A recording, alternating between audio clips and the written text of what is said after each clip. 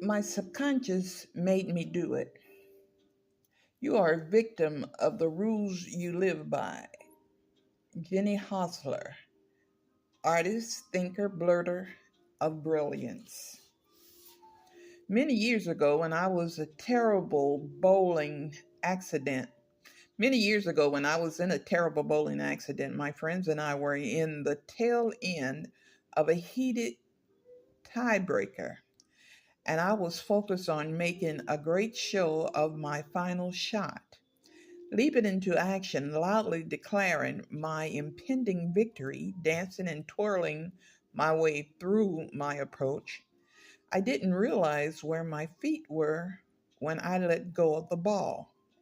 This was the moment I was to learn how serious the bowling community is about penalizing those who roll with one, two over the line, with one toe over the line. They pour oil or wax or lube or something unimaginably slippery all over the alley, and should someone accidentally slide out of bounds while attempting the perfect hook shot, she will find her feet flying out from under her and her ass crashing down onto a surface that even an airborne bowling ball can't crack. A few weeks later, whilst lolling about in bed with this guy I met at Macy's, I explained that ever since my accident, I've now woken up in the middle of the night with excruciating pain in my feet. According to my acupuncturist, this is from the nerve in my back getting slammed when I fell. And in order to sleep through the night, I need a new, firmer mattress. I have pains in my feet when I sleep too, he said, raising himself up for an unreciprocated high five. It's not just because I'm not into the whole high five thing that I left him hanging, but also because I was annoyed with him. I already find mattress shopping to be totally bizarre and embarrassing. Lying on one side with a pillow between my thighs for all to see, like it's anyone's business. But the fact that I had to do it with my salesman lying next to me, begging for a high fiver, was more than I could handle. I couldn't help but notice that all the other salesmen simply stood at the end of the bed, rattling off mattress facts while their clients tested out a myriad of positions, but not mine. He lowered down next to me on his back, arms crossed over his chest, and thoughtfully chat away, staring at the ceiling like we were at summer camp. I mean, he was nice enough and incredibly knowledgeable about coils and latex and memory foam, but I was scared to roll over for fear he'd start spooning me. Was I too friendly? Should I have not asked him where he was from? Did he think I meant something else when I patted the empty space next to me to text the pillow top? I obviously should have asked Freak Show Bob to get off the damn bed or found someone else to help me instead of sneaking out of the door and blowing my only opportunity that week to go mattress shopping. But I didn't want to embarrass him. I didn't want to embarrass him. This is pretty much how my family was trained to deal with any sort of potentially uncomfortable interaction, along with the fail-safe method of running in the opposite direction. Other tools in our confrontation toolbox also included freeze, talk about the weather, go blank, and burst into tears the moment you're out of earshot. Our lack of confrontation management skills was not great surprise considering the fact that my mother comes from a long lineage of wasps. My parents were the types who believed that children were to be seen and not heard, and who looked upon any sort of emotional display with the same horrified disdain usually reserved for cheap Scotch and non Ivy League educations. And even though my mother went on to create a household for us that was as warm, loving, and laughter filled as they come, it took me years to finally learn how to form a sentence when presented with the blood chilling phrase, "We need to talk." All this is to say that it's not my fault that you're fucked up. It's not your fault that you're fucked up. It's your fault if you stay fucked up.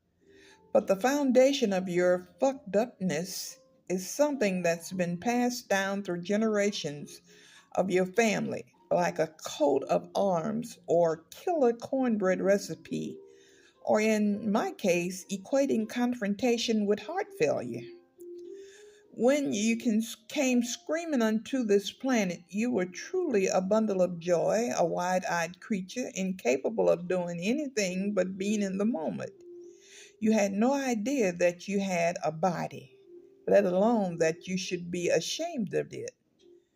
When you looked around, everything just was. There was nothing about your world that was scary or too expensive or so last year as far as you were concerned. If something came near your mouth, you stuck it in it. If it came near your hand, you grabbed it. You were simply a human being. While you explored and expanded into your new world, you also received messages from the people around you about the ways things are. From the moment you could take it in, they started filling you up with a lifetime's worth of beliefs, many of which have nothing to do with who you actually are or what is necessarily true. I.e., the world is a dangerous place. You're too fat. Homosexuality is a curse. Size matters. Hair shouldn't grow there. Going to college is important.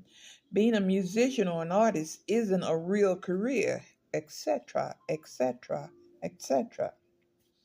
The main source of this information was, of course, your parents, assisted by society at large. When they were raising you, your parents, in a genuine effort to protect you and educate you and love you with all their hearts, hopefully, passed on the beliefs they learned from their parents, who learned them from their parents, who learned them from their parents. The trouble is, many of these beliefs have nothing to do with who they actually are or were or what is actually true.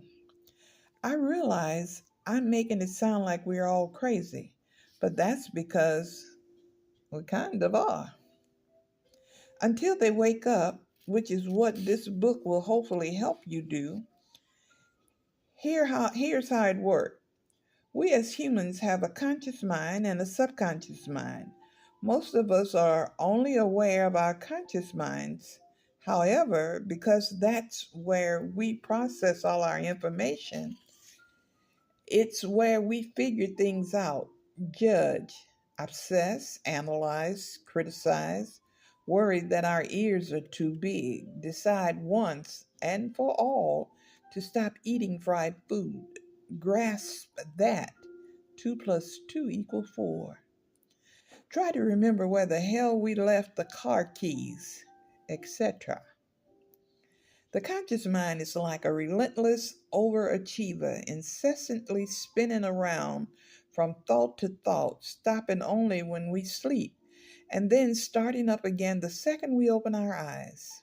Our conscious mind, otherwise known as our frontal lobe, doesn't fully develop until sometime around puberty. Our subconscious mind, on the other hand, is the non analytical part of our brain that's fully developed the moment we arrive here on the earth. It's all about feeling and instincts and erupting into ear piercing temper tantrums in the middle of the supermarkets. It's also where we store all the early outside information we get. The subconscious mind believes everything because it has no filter. It doesn't know the difference between what's true and what's not true. If our parents tell us that nobody in our family knows how to make money, we believe them. If they show us that marriage means punching each other in the face, we believe them. We believe them when they tell us that some fat guy in a red suit is going to climb down the chimney and bring us presents. Why wouldn't we believe any of the other garbage they fed us? Our subconscious mind is like a little kid who doesn't know any better and not coincidentally receives most of its information when we're little kids and don't know any better because our frontal lobes, the conscious part of our brains, hasn't fully formed yet. We take in information via the words, smiles, frowns, heavy sighs, raised eyebrows, tears, laughters, etc., of the people surrounding us with zero ability to filter any of it, and it all gets lodged in our squishy little subconscious minds as the truth, otherwise known as our beliefs, where it lives undisturbed and unanalyzed until we're on the therapy couch decades later, checking ourselves into rehab again. I can pretty much guarantee that every time you tearfully ask yourself the question, what the fuck is my problem? The answer lies in some lame, limiting, and false subconscious belief that you've been dragging around without even realizing it, which means that understanding this is majorly important. So let's review, shall we? 1. Our subconscious mind contains the blueprint of our lives. It's running the show based on the unfiltered information it gathered when we were kids, otherwise known as our beliefs. 2, we are, for the most part, completely oblivious to these subconscious beliefs that run our lives. 3, when our subconscious minds finally develop and show up for work, no matter how big and small and highfalutin they grow to be, they're still being controlled by the beliefs we're carrying around in our subconscious minds. Our subconscious mind thinks it's in control, but it isn't. Our subconscious mind doesn't think about anything, but is it in control? This is why so many of us stumble through life doing everything we know in our conscious minds to do, yet remain mystified by what's keeping us from creating the excellent lives we want. For example, let's say you were raised by a father who was constantly struggling financially, who walked around kicking the furniture and grumbling about how money doesn't grow on trees and how neglected and who neglected you because he was always off trying and for the most part failing to make a living. Your subconscious took this in at face value and might have developed beliefs such as money equals struggle, money is unavailable, it's money's fault that I was abandoned by my father, money sucks and causes pain. Cut to you as an adult who, in your conscious mind, would love nothing more than to be raking in the dough, but who is subconsciously mistrusting of money, believes it's unavailable to you, and who worries that if you make it, you'll be abandoned by someone you love. You may then manifest that subconscious beliefs by staying broke no matter how hard you consciously try to make money, or by repeatedly making tons of money and then losing it in order to avoid being abandoned, or in a plethora of other frustrating ways. No matter what you say or want, If you've got an underlying subconscious belief that it's going to cause you pain or isn't available to you, you either A, won't let go yourself have it, won't let yourself have it, or B, you will let yourself have it, but you'll be real fucked up about it, and then you go off and lose it anyway.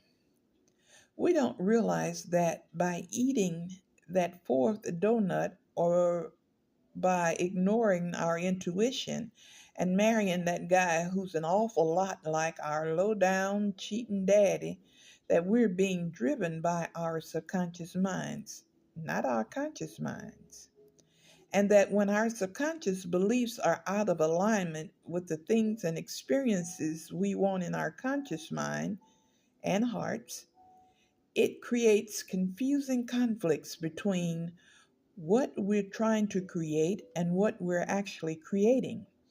It's like we're driving with one foot on the gas and one foot on the brake. Obviously, we all have awesome subconscious beliefs as well, but we're not talking about those right now. Here are some other scenarios that may or may not ring a bell. Conscious mind, I long to find and marry my soulmate. Subconscious mind, intimacy leads to pain and suffering. Finger is ringless. Conscious mind, I want to lose 25 pounds. Subconscious minds, people aren't safe. I must build a shield to protect myself. Body, a fortress, a flab. The conscious mind, I'm hot and sexy and want to get it on. Subconscious mind, physical pleasure is shameful. Sex life, non existence. Conscious mind, I want to travel the world. Subconscious mind, fun equal irresponsible equal I won't be loved. Passport is blank. It's sort of like not being able to enjoy sitting on your front porch anymore because it totally reeks of something foul out there. You can come up with all these brilliant ways to deal with the problem: light incense, set up fans, blame it on the dog. But until you realize that something has crawled under your house and died, your problem will linger on, stinking up your life. The first key to ridding yourself of limiting subconscious beliefs is to become aware of them. Because until you are aware of what's really going on, you'll keep working with your conscious mind. Think you need to paint the porch to solve the problem that's buried far beneath it? Dead skunk removal in your subconscious, which is an exercise in futility. Take a minute to look at some of the less than impressive areas of your life and think about the underlying beliefs that could have created them. Let's take the old crowd pleaser, lack of money, for example. Are you making far less money than you know you're capable of earning? Have you reached a certain income level that no matter what you do, you can't seem to go above? Does generating an abundance of money consistently seem like something you're not even physically capable of? If so, write down the first 5 things that come to your mind when you think about money. Is your list full of hope and bravado or fear and loathing? What are your parents' beliefs about money? What are the beliefs of the other people who grew up around? What was their relationship to money like? Do you see any connection between their money beliefs and yours?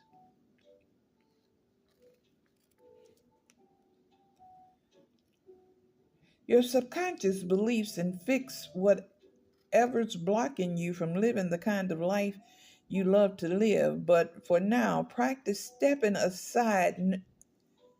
Notice what's happening in the dysfunctional areas of your life and strengthen your almighty awareness muscle. Start waking up to the stories you're working with in your subconscious. I'll have to do things I hate in order to make money, or I'll feel trapped if I get into an intimate relationship, or if I go on a diet, I'll never get to eat anything fun again. If I enjoy sex, I'll burn in hell with the rest of the dirty sinners. Because once you see what's really going on, you can start to drag out the stinky carcasses of your limiting subconscious beliefs and give them the heave ho, thereby opening up the space to invite the fresh, new, awesome beliefs and experiences that you love to have into your life.